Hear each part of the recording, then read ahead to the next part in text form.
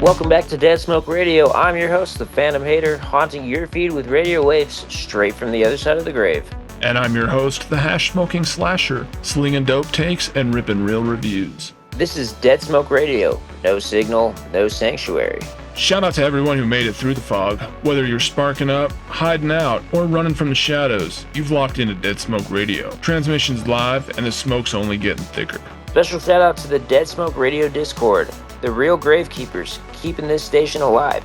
If you haven't joined yet, find your way to the Dead Smoke antenna and hit the link below. That's where the smoke runs deeper. Exclusive drops, sneak peeks, and curse content that you won't find anywhere else. With Stranger Things Season 5 creeping closer, Dead Smoke Radio is back, bringing you the sharpest recaps YouTube and Spotify have to offer. Tonight, we're diving into Stranger Things Season 2. Transmission 1 rolls on, packed with more horror, darker reviews, and atmospheres so smoke-filled you'd think we were Cheech and Chong. Hey man, am I driving okay? I think we're parked, man. It's October 10th and Dead Smoke Radio is rolling. Every Friday at 6 p.m. from October 3rd through January 9th, we've got Stranger Things recaps, horror top 10s, and more. It's the second Friday of October and we're diving headfirst into the Upside Down, meeting new characters, fresh mysteries, and finding out whatever the fuck this thing is. Let's break it down.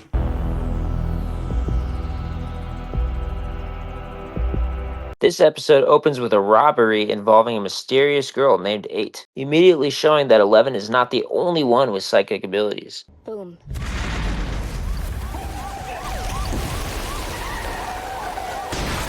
At the arcade, the boys notice a new high score under the name of Mad Max, sending Lucas and Dustin into a full-blown obsession mode. Who's Mad Max? Better than you. Is it you? You know I despise Dig Dug. We are then introduced to two new characters this season, Maxine It's Max. and her older brother Billy. Murray Bowman, a conspiracy theorist and journalist investigating Hawkins, pokes around asking about Russian invasions, children with psychic abilities. A little girl shattered the door with her mind. And last month, a co-worker of Ted Wheeler's claims some Russian girl with a shaved head was hiding in his basement. Ted now denies this. And even stranger things surrounding Hawkins. He said it! He said it! Will's visions are back in full force, hinting at a shadowy monster as Halloween approaches. Nancy drags Jonathan to a party, giving a bit of normal team chaos amongst the supernatural madness. This episode ends on a very tense note. Will's visions spike into a terrifying glimpse of the upside down storm, but even worse, he sees his new haircut from Great Clips. Hopper returns home to reveal that 11 has been living in his cabin all along. Dustin is always bringing the energy, but Hopper's secret with 11 was the craziest part about this episode. The retro synth soundtrack slaps. The cop yelling, "Adams!" is straight out of Modern Warfare 2. Adam! Adam! Adam! I'm talking to you! Adam! Ramirez! Ramirez! Ramirez! And of course, 11 is quite self-aware. No signal. What? No No signal, no sanctuary! This is Dead Smoke Radio, motherfucker!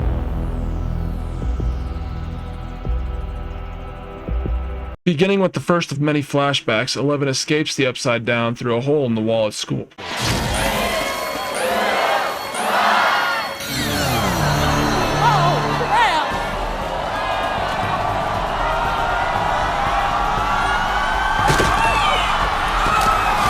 But when she tries to check on Mike, she finds federal agents questioning him and concludes that she's on her own. Hopper and Eleven's father-daughter bond develops further. Hopper compromises with 11 You go out there, ghost or not, it's a risk. We don't take risks. and promises her that they can spend Halloween together at the house because trick-or-treating is just too dangerous. Hopper leaves to investigate the poison pumpkin patches, but loses track of time and forgets his promise he made to 11. When he gets home, he finds her locked in a room trying to communicate with Mike, leaving Hopper to eat his candy alone. I'm just gonna be out here by myself eating all this candy. I'm gonna get fat. It's very unhealthy to leave me out here. Will's visions get worse, revealing PTSD and glimpses of impending danger. Meanwhile, Dustin and Lucas befriend the new girl, Max, At a Halloween party, Nancy struggles to cope with Barb's death after noticing how quickly everyone else seemed to move on. Steve reassures her, but she drunkenly confesses that she doesn't love him anymore. Like we're in love? Bullshit. Steve and Billy's beef starts to ramp up more as Billy challenges King Steve. The episode ends with Dustin noticing something strange in his trash can, setting up the mystery for the next episode.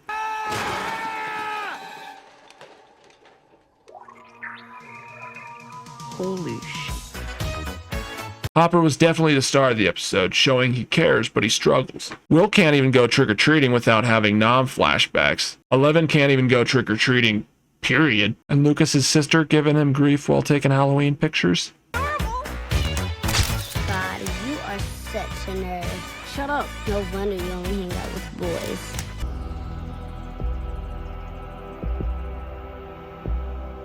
Justin's got a new little friend that he names D'Artagnan, or Dart for short. Hopper watches 11 checking on Mike, establishing some ground rules with her to make sure that she's safe. Will's new stepdad, Bob Newby, is a very relaxed and caring guy who gives great advice. Did I ever tell you about Mr. Baldo? I feel this fat white glove tap me on the shoulder. I spin around, and there he is. Hey, kiddo, would you like a balloon? I couldn't get him out of my head. Every night, he would come to me in my dreams. I ran, and then one day... I got shot out of a catapult. Dustin brings Dart to school, revealing it is the same creature that Will threw up at the end of season 1. Nancy and Jonathan call Barb's mom to reveal what truly happened to her that night. It is revealed to us that the government is listening to their phone calls. Hey, everybody, I found one! The government actually found someone we're looking for! Yeah, baby, yeah! 11 leaves her home to find Mike. She gets seen by a mother and her child and starts to head towards Hawkins Middle School. When she arrives, she finds Mike spending time with Max, instantly sparking jealousy, but also hinting to Mike that she was there. The craziest moment was when Will was getting fucking possessed. Consequences. Dustin and his mom laughing over the pollywog was a hilarious way to start the episode.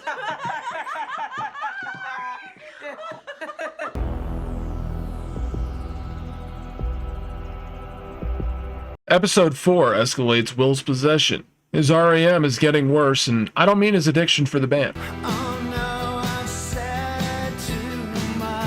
As the boys and Joyce monitor his visions, Hopper and 11 clash. 11 didn't listen and stood against him in an act of defiance. You're grounded. You know what that means? No egos, no TV for a week. No! You have got to understand that there are consequences to your actions. 11 smashes the house in bitter rage after Hopper explodes on her. Hopper leaves the house in rage, telling 11 that he expects the house to be clean by the time he gets back home. On the job, he discovers roots in the pumpkin patch and digs a hole, revealing an entire tunnel system beneath Hawkins. As 11 cleans the home, she finds Hopper's hidden archives, learning about her real mother and her real name. Nancy and Jonathan attempt to meet Barb's parents at the park but get confronted by government agents. You sure you don't need that ride? They're taken into custody, however, Nancy records their conversation, exposing Hawkins' lab and the horrors of what happened to Barb. One's responsible for what happened to your brother and Miss Holland's death. They're gone. Let's burn that lab to the ground. Steve's jealousy over Nancy intensifies, and Dustin's new pet evolves into a demodog.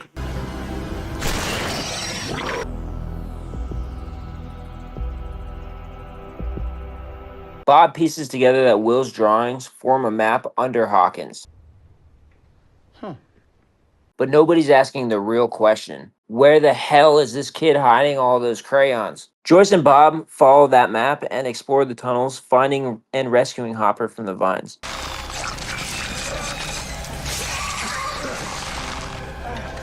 Lucas cuts a deal with the arcade guy, Keith, who I'm pretty sure actually still lives at that arcade. Sorry about that, Road Warrior. What happened? Short circuit in the motherboard. A real bummer. That date now, Sinclair. I told you I would. And keep things PG in here, all right?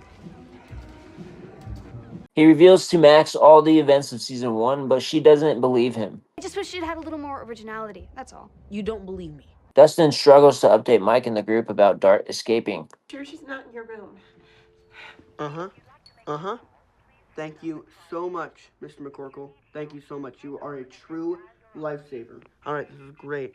Thank you. All right. Have a good one. Bye-bye now. 11 finally reaches her destination and uncovers her mother's traumatic past. Breathe. Breathe.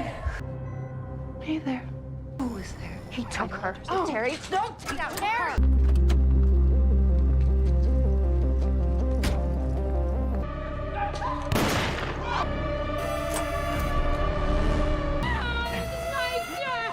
The episode ends with Will becoming increasingly possessed. Well, if you take your leg and you stick it in the air, and then you take the other one and jam it right up there.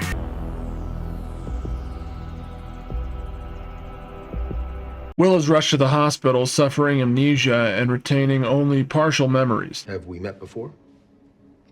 I don't remember. He remembers Mike and Joyce, but he forgets who Hopper and Bob are. Who is that? This may not be amnesia, but more so the monster possessing Will. Later, when it's just the two boys, Will guides Mike to a potential weakness of the shadow monster. What's wrong? Are you hurting again? I see dead people. The scientists experiment on Will, revealing that he has a deep connection to the roots. Everywhere!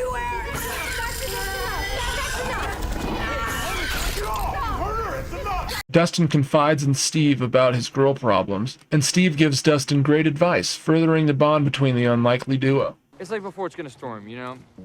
You can't see it, but you can feel it, like this, electricity, you know? Like in the electromagnetic field when the clouds in the atmosphere. No. How do you know? How do I know if it's not a lizard? Yeah, how do you know if it's not just a lizard? Because his face opened up and he ate my cat. Jonathan and Nancy get released from the lab and head straight to Murray to blow the lid off of Hawkins' labs. Murray's the kind of guy who'd swear the government's spying on you through a toaster. And in Hawkins, he's probably right. He picks up on their chemistry. I mean, we're just friends. Friends. Gets way too creepy about it. You two are adorable. And sure enough, Jonathan and Nancy hook up, making breakfast the next morning awkward as hell. I'm so lonesome all the time. How was the pullout? It's revealed to Hopper that the gate has gotten much bigger, and that burning everything only makes matters worse. He struggles to reconnect with Eleven, apologizing and trying to reach her through his radio. Just make sure you heat up some real food, okay? Not just Eggos, and I want you to eat all the peas, even if they're mushy and gross. Steve and the gang begin setting traps for the Demodogos. Soon they realize there's more than one, and they're quickly outnumbered. The episode ends with the lab sending a team into the tunnels to destroy the nest, but the mission fails as the Demodoggies surround the team and escape into the real world. Steve and Bob by far were the best characters this episode. Bob showing intelligence and charisma, and Steve showing selflessness and bravery. Discovering the upside-down gate has expanded had to be the best part of the episode. Oddly enough, 11 didn't appear in this episode. Mouth breather.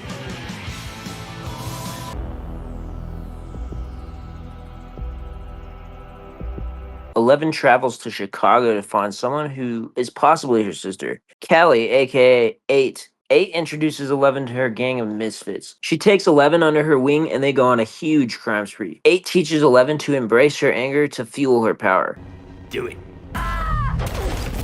11 begins to witness 8's manipulation firsthand and intervenes when she's about to kill a father of 2. It feels like a party every day. Hey, just say. Hey, just say. When they retreat back to the warehouse, 8 uses Papa against 11 to manipulate her into joining the dark side and to giving into her anger. I can feel your anger. Using her memories of Hopper, Mike, and her friends, 11 reconnects with her moral compass and chooses to return to Hawkins. Just then, the cops raid the warehouse. Thanks to 8's psychic abilities to warp people's reality, she's made the group invisible to the SWAT team. This episode ends with 11 leaving her sister 8 to be with her friends, Hopper, and most importantly, Mike. She's last seen taking a bus to Hawkins, returning home. 11 has seen this episode fully stepping into her power and understanding it is more than ever before.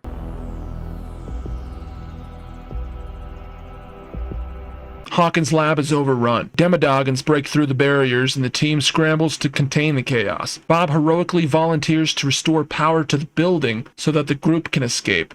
No unless you know basic. I don't know what that means. However, he's ultimately killed and is eaten alive. Rest in peace, Bob Newby, superhero. Remember Bob Newby, superhero. Nancy, Jonathan, Steve, and the kids regroup with Hopper and Joyce outside of the lab.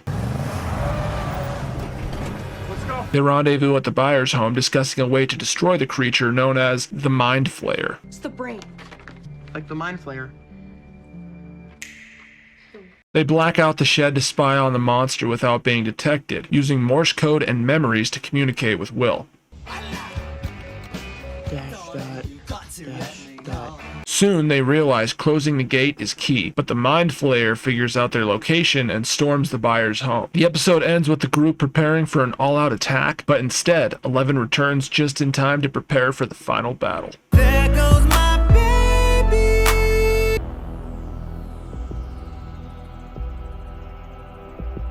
This episode kicks off with Mike and Eleven embracing, followed with a brief spat with Hopper, who assures Mike that he has kept Eleven safe. Eleven checks on Will, whose condition is worsening, while Joyce asks if she can close the gate. Hopper and Eleven share a quiet bonding moment over Sarah, Hopper's dead daughter. Billy hunts for Max and flirts with Miss Wheeler. Steve reassures Nancy it's okay that they're not together, but she's showing some regret. Billy shows up at the buyer's house, catching Steve in a lie and attacks the kids. Steve steps in to protect them, but gets wrecked. Max sedates Billy, creating a shaky truce, and drives everyone to the next destination, proving she's fast and capable. Told you. Zoomer. Hopper cuts a deal with Hawkins' lab for Eleven's future, and the boys descend into a hole where Hopper is trapped. Nancy, Jonathan, and Joyce try to save Will by keeping him in a heated environment, even as Joyce struggles and Will's body contorts under the monster's possession. The boys find and destroy the heart of the monster in the tunnels, but it emerges from Will. Hopper and Eleven fight to close the gate, and when it finally shuts, they embrace as the upside-down creature dies off. Hawkins' lab's secrets are exposed. Barbara Holland's story is resolved, and Hopper gains birthrights to Eleven. Dustin starts learning under Steve's guidance, preparing for whatever comes next. Season 2 doesn't just end with monsters. It ends with chaos and awkward teenage drama. At the school snow dance, Lucas asks Max to dance. Will gets asked too, though honestly, he's probably still processing everything.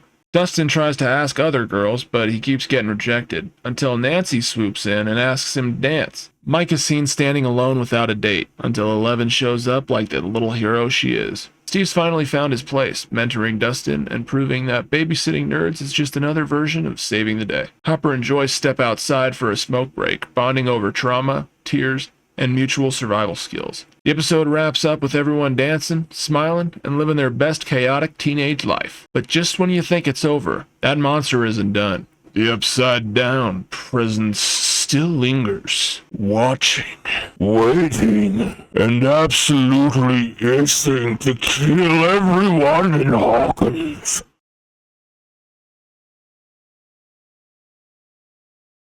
With Season 2 of Stranger Things behind us, it's time to kick off our Dead Smoke Radio rating breakdown. After every recap or review, we provide a full breakdown across 10 different categories, each scored out of 100 the Dead Smoke way. Kicking off with story and writing, we're scoring this category at 9 out of 10. Season 2 expands on the Upside Down mythology and deepens character arcs with only some minor pacing issues. Horror and atmosphere, 9 out of 10. Seeing Will convulsing and contorting was enough to make me hide under the covers more than once. Acting and characters, 10 out of 10. This cast shines, especially Millie Bobby Brown as Eleven, David Harbour as Hopper, Winona Ryder as Joyce, all bringing heart and pure intensity. Direction and style, 9 out of 10. I love where the story's heading, and the 80s retro feels great. However, it loses points at the end. It feels redundant teasing the same enemy again at the end of the season. Sound and score, 10 out of 10. Michael Stein's synth-heavy, eerie score perfectly amplifies tension and nostalgia. Rewatchability, 10 out of 10. This show has so much replayability that it might just compete with Breaking Bad. Might. Impact and uniqueness, 9 out of 10. Expands the story in exciting ways with fresh challenges and surprises. Stoner appeal, 10 out of 10. Smoking grass and watching Mrs. Wheeler's hot ass, 10 out of 10 would recommend. Scare factor, 8 out of 10. Plenty of jump scares and creepy upside down moments, though a touch more suspenseful than terrifying overall. Fun factor, 9 out of 10. I had a blast with this season, although some parts were easy to predict and some points felt a little forced. And that's all for our Dead Smoke rating, setting our final score at a 93 out of 100 for Season 2 of Stranger Things. Slightly better than our first season, which is good, but it still just misses the mark of being perfect due to certain character motives and scares. Now it's time to slide over to Dead Smoke Radio tier list and see where it places.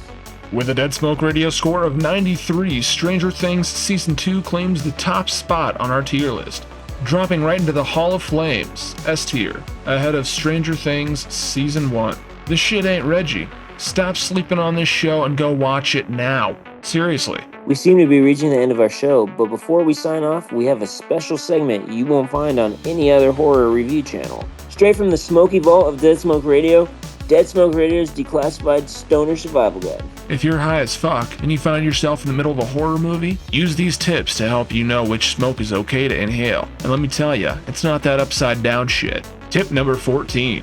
If you're exploring mysterious underground caves that could potentially have deadly creatures, be sure to bring nougat. It might just save your life. So basically you're telling me, unless I'm Willy Wonka, I get a golden ticket straight to the upside down? Awesome. Thanks for riding the waves with us here on Dead Smoke Radio. I've been your host, the Hash Smoking Slasher. If you enjoyed the show, don't forget to leave a like, subscribe, and share the fear. Stick around next week where we're going to be breaking down our top picks for the scariest horror movies and short films of 2025. And I've been your host, the Phantom Hater. We'll be releasing full episodes every Friday at 6 p.m. on YouTube and Spotify. Check out our Discord for exclusive content and catch the bonus scares on TikTok, Instagram, and Facebook at Dead Smoke Radio. Stay tuned, stay spooky, and remember, the smoke never clears.